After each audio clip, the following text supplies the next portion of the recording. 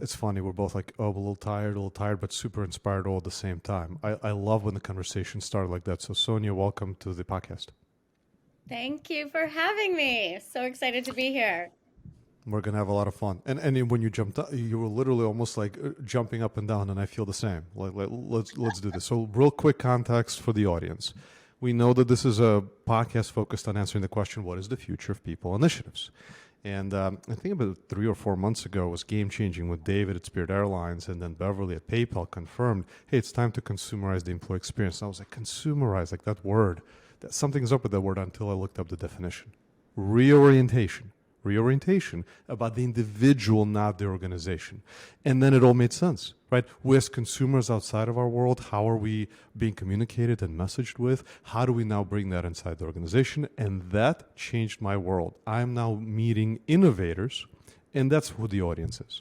You all are innovators in this emerging market. You're probably shutting this thing off right at this point if you're not the innovators. If you're way laggards, you're like, Adam, what are you talking about? Now, you're one of two areas. You're either in customer experience, so maybe in the marketing side, looking internally, or you're on the employee experience side where you're like, oh, how do these principles apply? In fact, I think this new emerging industry is going to bridge the gap between the two. But I want to talk more about Sonia because I just re-listened to her TED Talk, my second or maybe even my third time. I'm going to send it to my kids and my wife. She's super inspiring. She's a health and wellness keynote speaker, author, and a marketing executive, which is like so spot on for our conversation.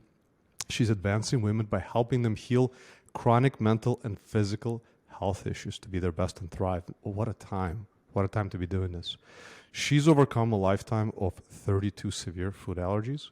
And from the TED Talk, some of them are really challenging. Maybe Sonia will share a bit with us. She's fortunate to be in a #1 best-selling book, Not Job. Her TED Talk has had over 1 million views. Again, I was 2 or 3 of those 1 million views. Sonia is a mentor to global organizations focused on solutions for the United Nations Sustainability Development Goals. Creator of 3 Bs: be healthy, be safe, be well. Really a holistic health and well-being program that guides people, which is, I think, fantastic. And lastly, and I could go on and on and on about you, Sonia. I was LinkedIn, and I've been snooping. Over 20 years career as a CMO, which is so spot on for our conversation today. Sonia has transformed the stories and products of global wellness brands, such as, like we've heard a few of them, right? These are not like Apple, TiVo, Califia Farms, Louis Vuitton, and at Sephora, where you've won 2015 WWD Digital Innovator of the Year award. I do need to take a breath because I was like, I have so much that I want to say. So again, Sonia, welcome. And I just want to start with, just if you could share a little bit about your journey. I want everyone to go listen to the TED Talk, but welcome, and maybe just start off by, where you've been. Yeah, thank you so much. That you should do all my introductions. That was so wonderful. I could do it every day. You've got an awesome background. Thank you. So, well, I'm actually born and raised on the East Coast, and it was once upon a time a tech startup that found me on the East Coast and moved me out here during the dot-com days, if anybody actually remembers those. I am an engineer. That's probably one thing that might not be in my bio. I Nope. did civil and environmental engineering in college. I came out here and I started coding in tech for a long time before moving into product management and then before moving into marketing. So I have a really unique, kind of 360-degree view at business and at people within all those areas of business. And marketing to me was also, it was just the right kind of place I wanted to be in eventually. It was so creative. It was really about behavior and psychology, which I'm very interested in. And all of that journey, the one kind of important thing to note is that all of my life since I was 3 years old, I've been incredibly sick. It's chronic health conditions in the form of severe food allergies and asthma and environmental allergies, which has tried to kill me many times, 4 times in anaphylaxis on the ER table, almost dead. The last time being in 2008, which is kind of when there was a true come to Jesus, as it was my rock bottom. not only, at that time did I realize like, okay, I'm doing something wrong because why would I be here again on the ER table? But I think the other realization was that I felt like I was living life wrong. And what I mean by that is, I remember coming to Silicon Valley, and it was almost as if somebody had handed me a prepackaged life to live that said, here's the kind of job you get when you come out here. Here's how much money you need to make by when. You need to go with a company that you're going to IPO at. You got to buy your first house before you're 30, make the six figures before you're 30, all that kind of stuff, which had nothing to do with me as a human or at my background or anything that I was dealing with. And that narrative was also ironically, the same as the narrative in my health, where Western medicine basically said, don't eat this food, take all these medicines to suppress, your symptoms, and this is how you need to live, Sonia. So in 2008, there was this big realization when I say that I was like living life wrong, because everything was just on autopilot by what everyone else kind of was telling me to do or wanted, to see from me, but it had nothing to do with the actual individual or human as to what my, needs and wants and desires or problems were. So it was a real turning point for me to discover myself, really dig into the core of these health issues, which were directly tied into my ability to grow my career, my ability to thrive in relationships, my ability to thrive financially, my ability to thrive in personal development.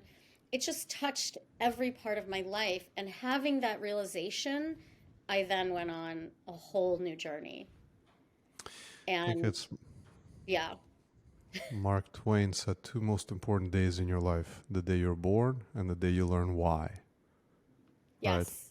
It seems like that 2008, and the way that, as I listened to your TED Talk, when you described, it's the control the attitude. It's how you approached it. It's not what you were saying. It's also, not what you were, not just what, but the how you were saying it. Your belief. It's taking control and advocacy for the self, right? It's kind of like what you did for yourself, you're doing for others. You reinvented your whole world, your life, work, like the harmony between the two, the value system, right? Those limiting beliefs. How you approach food, and you discussed, hey, it's even the cooking experiences and what do they mean to us, that this is not just about consumption and a check mark. There's so many places to, and you and I, when we were kind of chatting about this podcast, we started thinking, where do we go with this consumerization of employee experience? How do we approach it? And you and I share a common few things. I think it's a number of things, but at least a few that come to mind. I've had a near-death experience, and I've gone through a really difficult time. I had also had to reinvent myself multiple times in my life. But the puzzle that I'm trying to figure out is, how do we help people? How do we help humans in the workplace? Mm-hmm. That has been the journey for the last 8 or 9 years of my life, with some massive pauses in between, where it's like, I don't see a path forward. So I'm giving myself the permission now to ask the question, what would the path forward look like, and for you to be the guide. And you and I are going to think about the role of the manager, the responsibility of the manager. How are they involved in the well-being of their teams? Mm-hmm. Because I know when my corporate life, about 4 years, the manager defined that experience. 2 years sucked miserably, hated going to work, hated.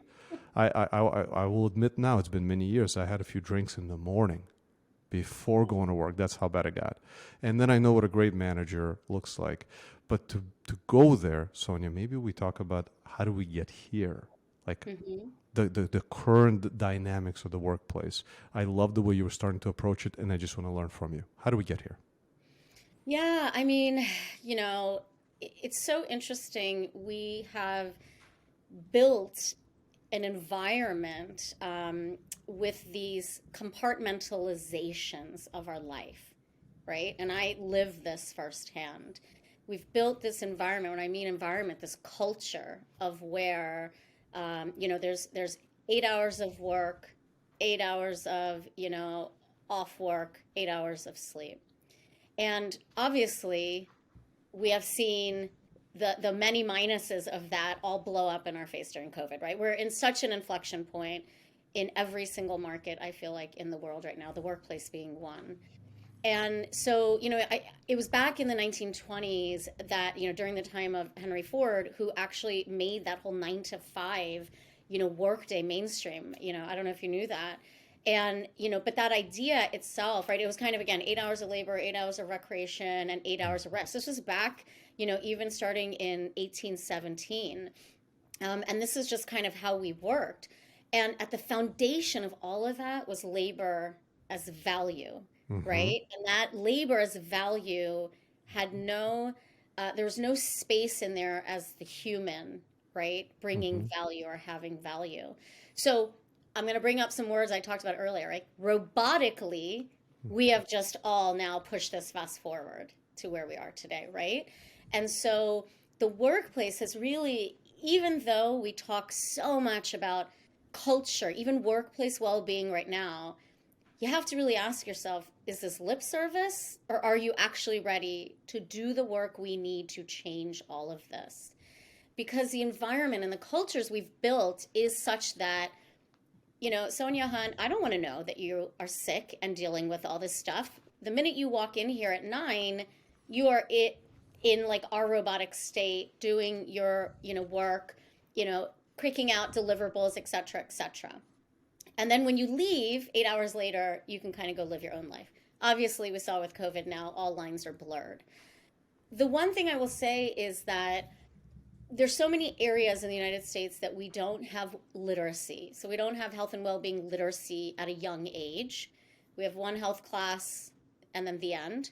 So that's kind of one area that we don't teach people as they get older how to take care of themselves, their health, their well-being.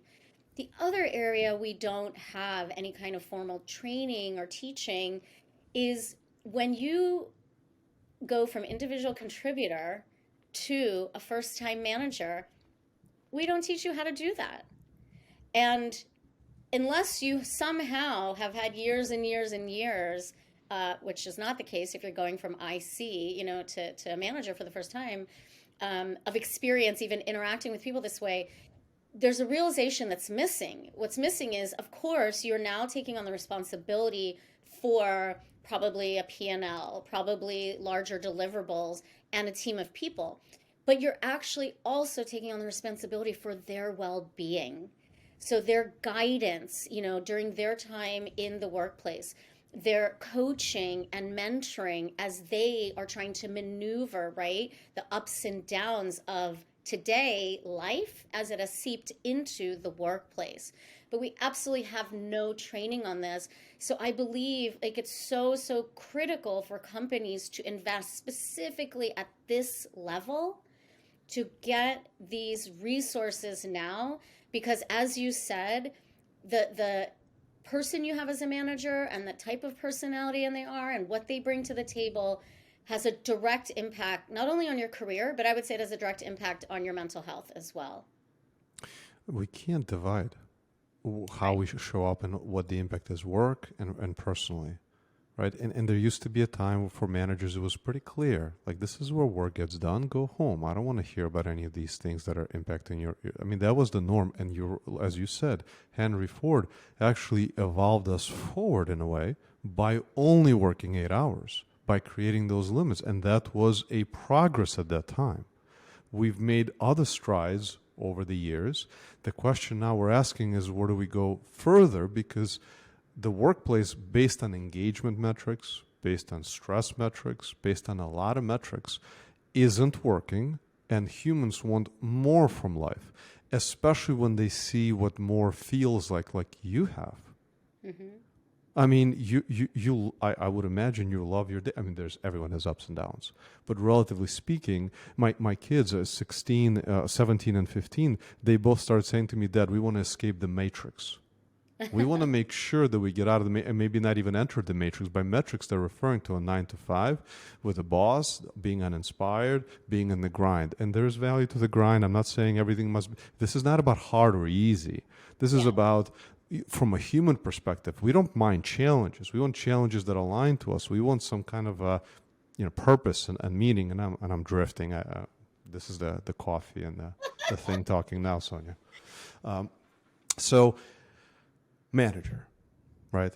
Manager. You said coach, the role of the manager. You said being involved in the well-being of their teams, right? That's a paradigm shift for many, right? Maybe some percentage are like, of course I already do this, but for the most it's paradigm shift. But I want to converge that with another concept, marketing. You are a very successful CMO. You've created impact. If you had that as a goal, how would you as a marketer approach the goal of enabling managers to do better with well-being of their teams? And it's not like you've prepped for this. It's not like a light question I'm asking you, Sonia. I'm literally like just going straight for the thing. I'm like, let's go. Let's see if we can get it. How would you approach it? Yeah. So, I mean, it's an incredible question. So there's a couple things, when I'm running marketing, there's this concept of a marketing playbook, and this encompasses, the strategies and the what, the how, the where, that we're doing it in a templated fashion so that we can, start knocking things out and really connecting with, our customers. So think of a marketing playbook as this is like how we build awareness, how we build our brand, how we, build human relationships and long-lasting relationships with our customers. In the same, notion, what we are missing today is this concept of a well-being playbook.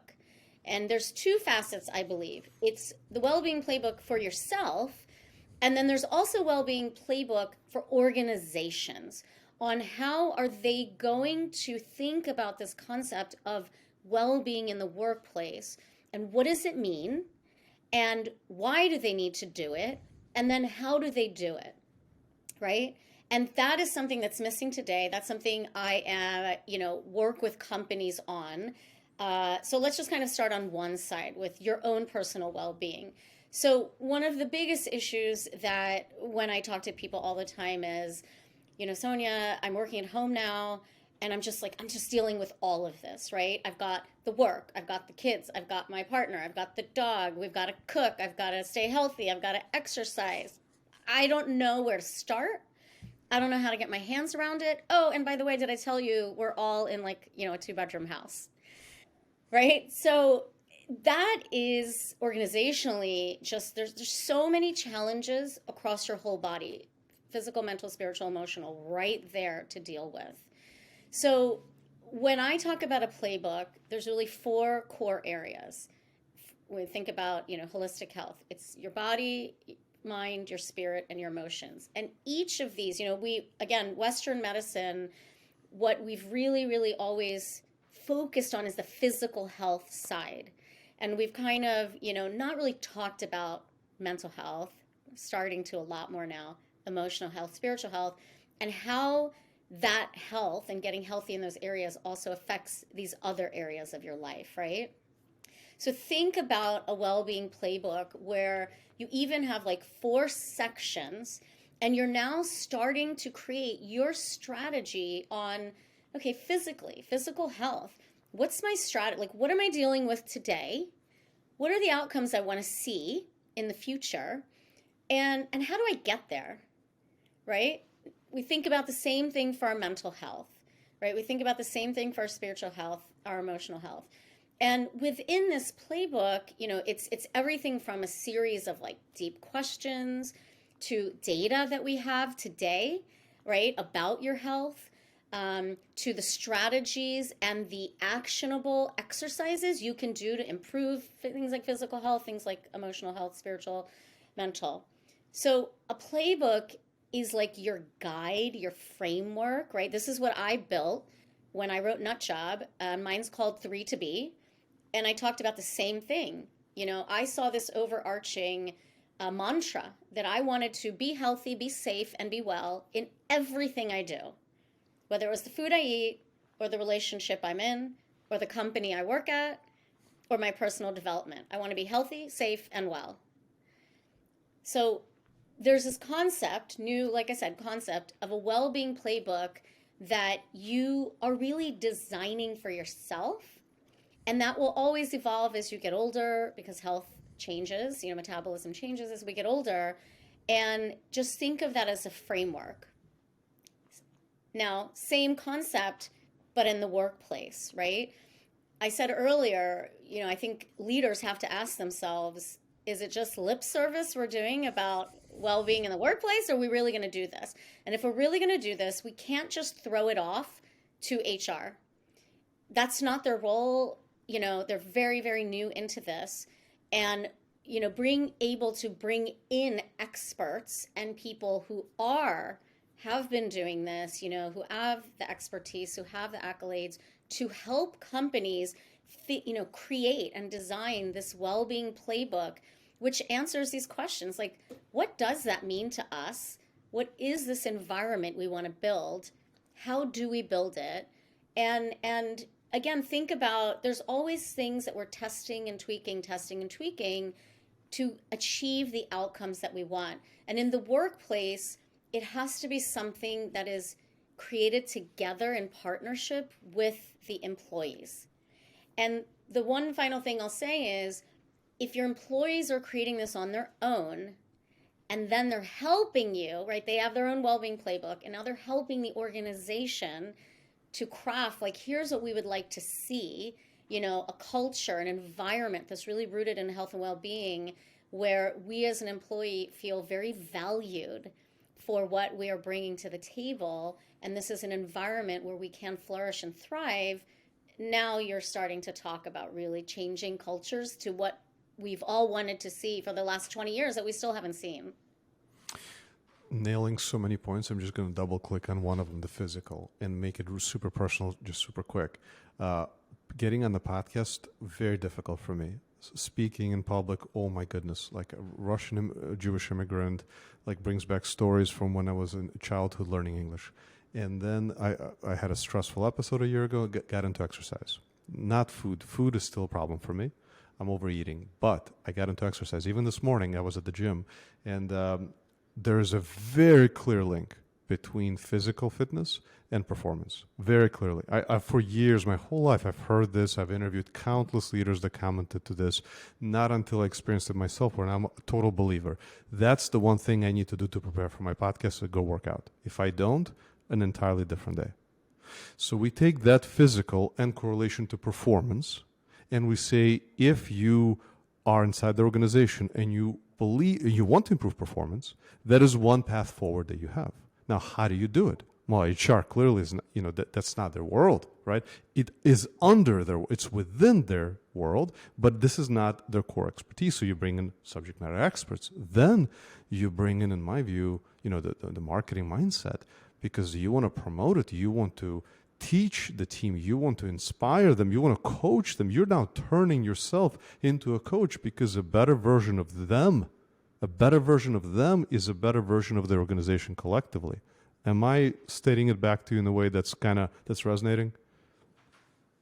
Absolutely. So from a marketing perspective, we are always about marketing to people and marketing externally first. We need to change that to first start from within. Your employees are the number one influencer that you could ever want, right? You don't need to go out and pay all these other influencers, for all this other stuff. What if we actually directed those resources internally to help people to, get rooted in health and well-being, and to coach them and to help them and to guide them and to allow them to really build this with you, right? This is the number one issue that we do in marketing, is we market to people. We don't bring them into our own world.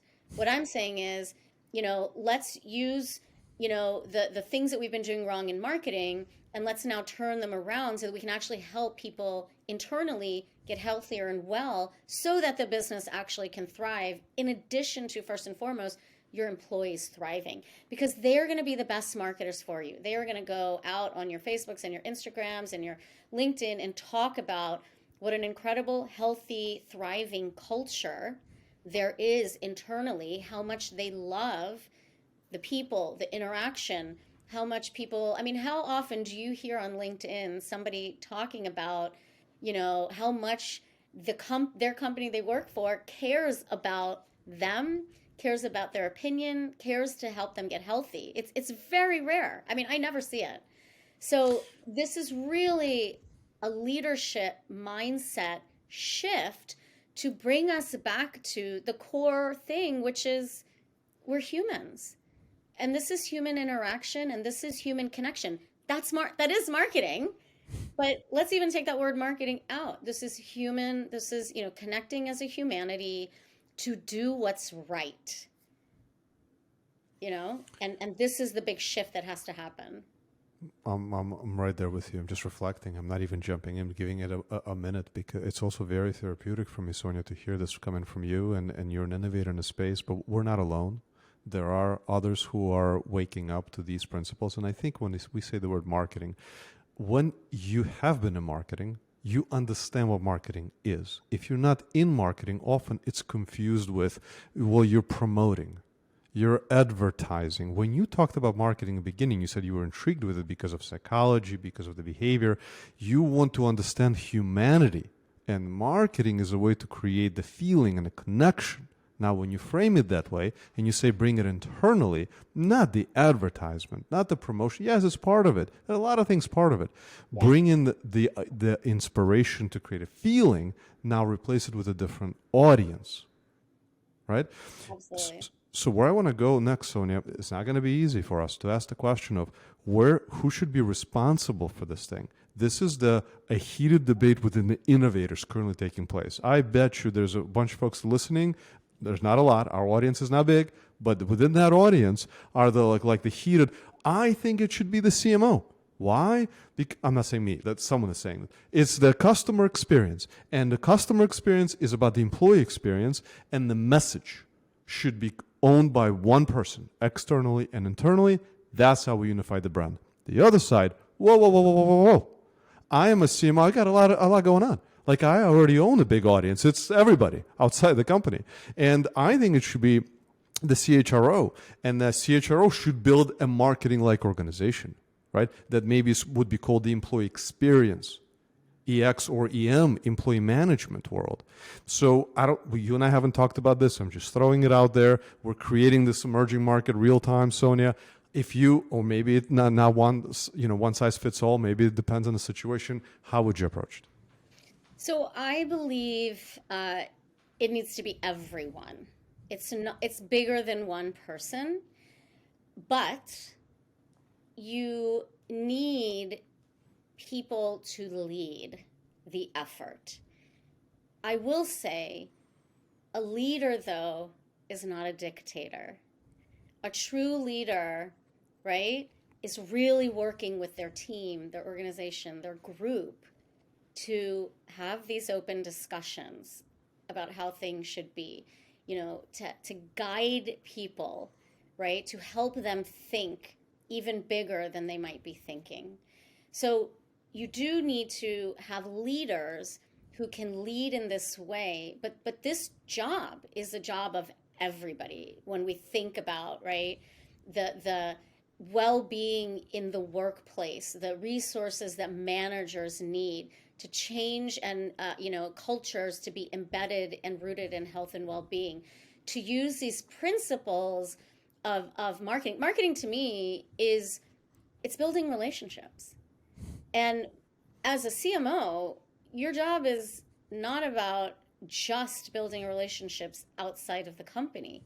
You have to start from within, or as I would say, locally, right? When we're launching product, we always first think locally. Let's own the local market, and then let's go national. Think about your internal team as the local market. right? So you are the leader, you're not the dictator, and each leader has to take a piece, take a part of this in order to really make that change. And I would throw it, back to the other side as well, which are the employees, to say you have a huge role in creating the world that you want to see, right? So the leaders need to actually help create that healthy, safe, and well environment for people to be able to say, okay, I do feel safe to help you create this. So I think it's really for everybody to participate in. Totally agreed. But I will double click. So we're saying everybody owns it, and we agree that the mindset at the executive level needs to be aligned to it, for sure. Otherwise, dead on arrival. Nothing will happen. But now let's ask this question. Who would own the messaging around it? Meaning, how do you run campaigns for physical fitness? How do you encourage it? How do you send out the internal, call it advertisements, that are relevant and timely, that are segmented based on location and maybe age or maybe certain other dimensions of how we would approach this in the world of marketing? Who would own the message slash campaign slash results of this, and if it's translating into the engagement with more of what we're trying to accomplish, which in this case, this example is physical fitness? Yeah. Now, I think, someone like myself has a very unique background because I'm also certified as an integrative health coach, right? So, me as a CMO, also having the background that I have, could I lead something like this? Yes. But I would say, we might not find as many people with this kind of unique background, overcoming chronic health conditions, et cetera, et cetera. So I have worked with companies who have brought in someone from the outside to lead the executive team in this. Because again, like HR has not been traditionally trained in any of this, right? No fault of theirs. They've had kind of a very traditional role. And then if you think of a role as a CMO, yes, it is all about relationship building, but this being rooted in health, being rooted in well-being is also a little bit out of their, world as well. So I have seen, and worked with companies that bring in an expert from the outside, like myself, right, to say, well, I've actually been on both sides of the world. I've been at the executive side where we're making really tough decisions, where we have a board breathing down our neck. We need to have people performing and productive. We've got numbers to hit. But I've also been on the other side, which is the employee who's been sick for so long, trying to make sense of all of it. So in some cases, it suits you well to have that expert coming in from the outside to guide an executive team and to really root them so that each one does take some ownership of all of this collectively. But really at the top, right, if you think about the CEO, it has to start there. It has to start with that person and then flow into the executive team and then flow into every level of manager and employee there is. So I think both ways, right? If you have somebody internally with a background that can kind of take some time to lead, or absolutely bringing somebody in from the outside. Yeah, it's this cascade. How do we create behavior change at scale? And this is quick, and I'm not looking for a reaction, but it's more for the audience. Like, as we're thinking about the association, ideas have been flowing. What do we do if this indeed is an emerging market? And you said one possibility is you bring someone like yourself in, and there's only one of you, a big world. How do you accomplish it? And there are some others like you, but it's very rare because you combine a number of things into an incredibly impactful package, if I will use that word loosely. If we take that and to create standards, processes, frameworks, because a cascade will require budgets and resources, right? Because now you're thinking about managers as in we have 2,000, 5,000, 20,000, and they're divided into segments, and whether they're virtual or in person. And there could be managers that are inspired, unengaged, disengaged, or the in-betweens. And now as you start thinking about it as a marketer, do you need a UI UX? Do you need data folks? Do you need writers and content? Do you need a video production studio? What do you need to create the kind of content today that gets people attention? And then channels. Are we in email? Is this Microsoft Teams, Slack? What times of the day? What happens if they don't engage? What are motivation? Need to pause there, but you see where I'm headed. Does this become a new emerging industry that has to answer a lot of these how questions so that organizations can look at the cascade? Yeah, and I will say, I think I've been seeing it lately very, very, very few and far between. And I think the definitions are different, but this concept of a chief well-being officer, right, or chief wellness officer who is solely focused on that, then working with someone like myself, someone in HR, the whole C-suite. This, I think, is an emerging, if you define it in the way that we are talking, right? Because it can, again, mean so many different things to companies. The other thing that I've done at previous companies is, think about like starting small, prototyping, right? Having a pilot even with a team before you kind of, get the feedback. So at that point, it is, I would say, really necessary to bring together a nice cross section of employees together in like a new group, call it a well-being group. But they are the advocates for talking not only about what they feel that they need to see and what's missing, but they're going to have incredible ideas, right? Of how can we change, or fill in gaps of kind of the environment from where it is in the organization to where you want to be, see. And that's where inclusivity is really important. Diversity is incredibly important, because health needs of women versus men are different. Health needs of the BIPOC communities are very different. There's so many different aspects to consider. So that is something that, I've personally put into place, which is really beneficial. Chief Wellness Officer, right? You said? Yeah, or Chief Wellbeing Officer. Wellbeing Officer. Like I've seen that done really well, and I've seen it done so that there is one. And often the way we know is because we ask, is there a budget? Are there resources? If this is a one person, what impact could they create? Now, they may be incredibly inspiring, and they may be that, avant-garde of here's what we should do, and it's a great town hall. But beyond that, if they don't have the resources to go further, I mean, that's what impact could they create at scale and sustain? Because I think one of the biggest challenges now is the sustainment. We've worked with, over the years, Marshall Goldsmith and Susan David, Simon Sinek. We've worked with incredible leaders who have thought leaders who've had moments, but then we're all so busy, we just move on with our days. Like if more information was the answer, right? More knowledge was the answer, we'd all have, I think the quote goes, Derek Silver, we'd all have perfect abs and be billionaires, right? That isn't the case. Sonia, so as I think about this, application of marketing internally toward well-being, and we keep focusing on managers as enablers. I keep asking myself, from a marketing perspective, like, what would be the simplest way to approach this? Tell me if I'm mistaken. All the way on the left side, I see one word, which is data, which you already began to talk about. What do they need? The specific segments. How do we understand them? The understanding today is data. Real quick disclaimer, subject to governance and responsibility and compliance. We're not talking about collecting more data than we already have. Let's take the data we have to understand them. All the way on the other side, beyond the educational aspect and inspirational, are nudges. I think we're being nudged in our personal lives.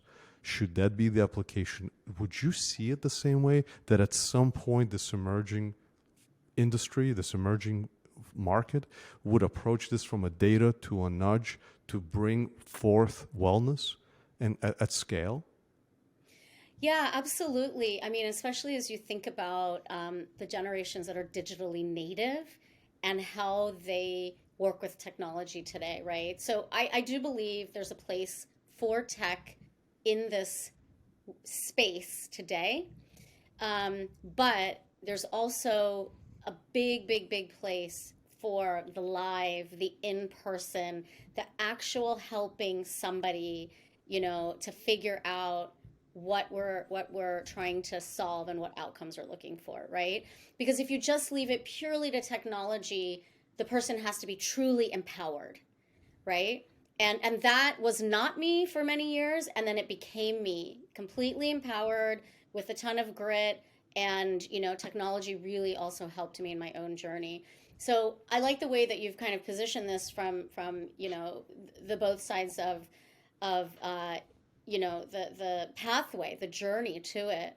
Um, but it can't, I don't believe it can be all or nothing. I think it has to be a nice flow of both things. And so think about when you're gathering the data. And one thing to always consider here is when you're talking about health data of employees, there's a massive privacy issues, right, Totally. around this. And Totally. and I believe you and I kind of talked offline about who would even own mental health data if we're now starting to openly talk about this in the workplace, right? And this is why having somebody from the outside come in, and because, there's probably debates around should companies own this about their employees or not, right? So this is why I Totally. believe right now, especially, it's better to have someone come in from the outside and to really help the executive teams and help the organizations do this, which is why I'm doing it anyway, in my own consultancy.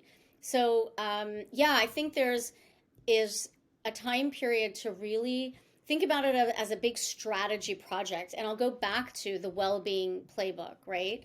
A lot of the well-being playbook is strategizing and visualizing, and the future that you want to see of an organization or of a person that's rooted in health and well-being, and then kind of taking those slivers of like, now how do we get there, how do we get there, how does this Mm-hmm. grow, right, and how does Mm-hmm. this scale as your company grows. So a lot of that is done, non-technically, through right now real conversation.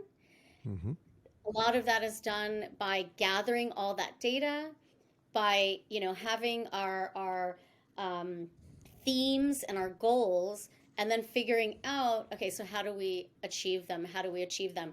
But the one thing I'll also say is this work, it is not like we will do all this by Q1.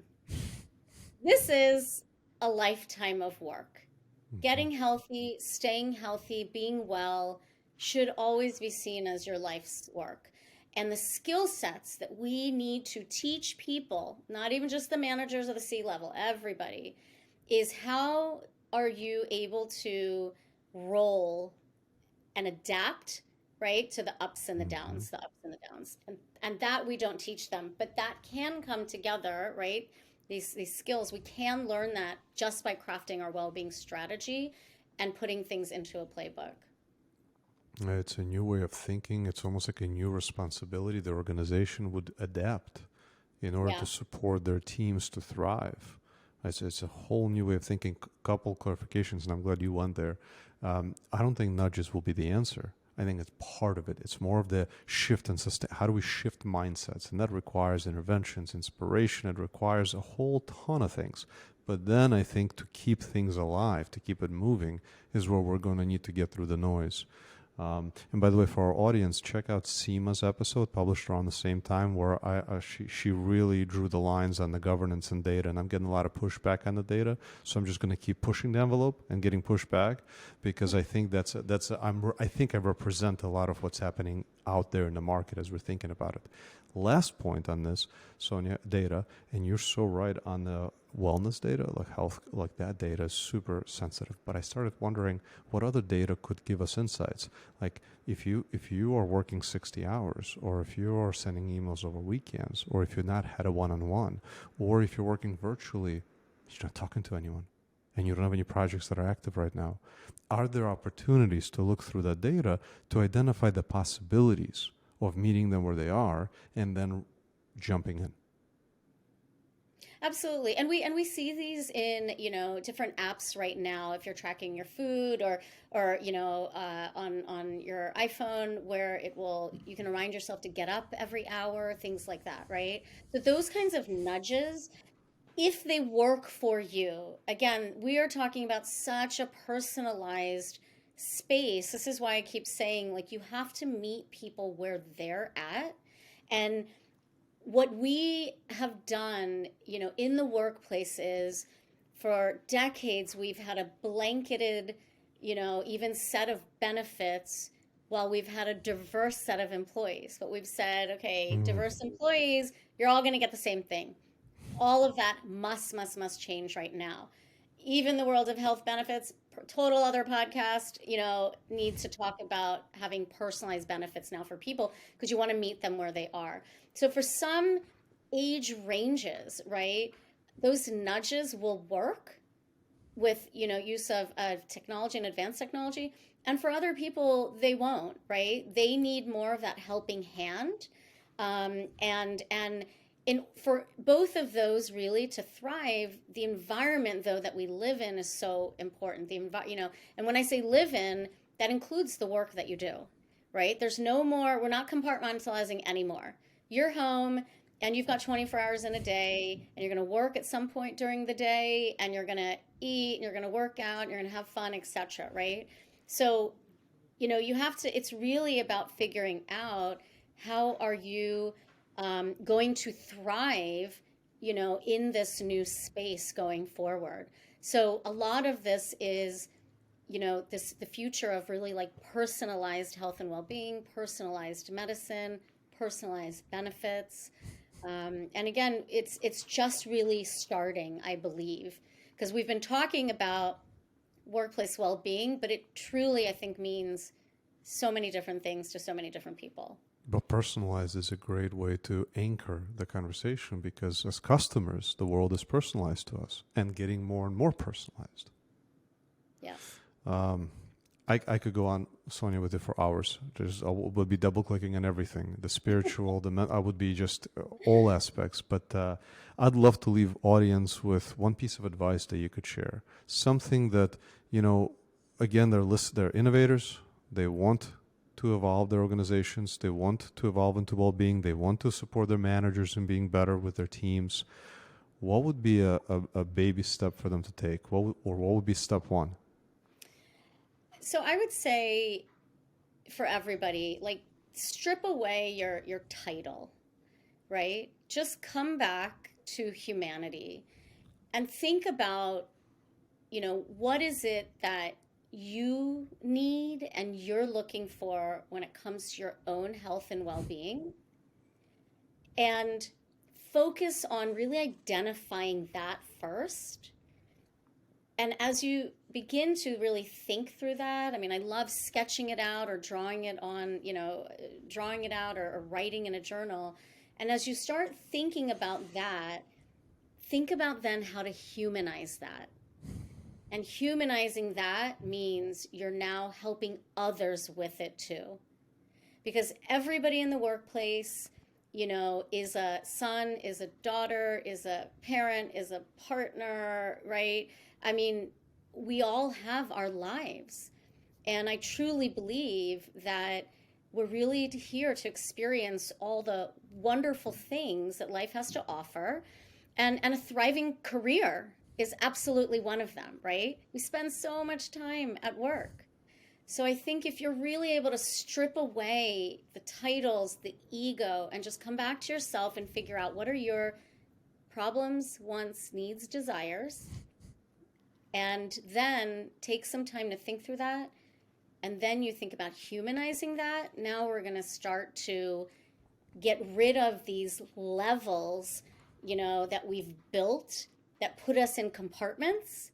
And now we're going to start seeing each other eye to eye, and we're going to start helping each other and change cultures. We're going to get healthy, and we're going to do it together. Treat others the way you want to be treated. Approach it as humans. Look at it holistically. I love the no compartments anymore. Yes. Sonia, super grateful for your time, for your brilliance, for your inspiration. And if you haven't, go check out Sonia's TED Talk. It's amazing.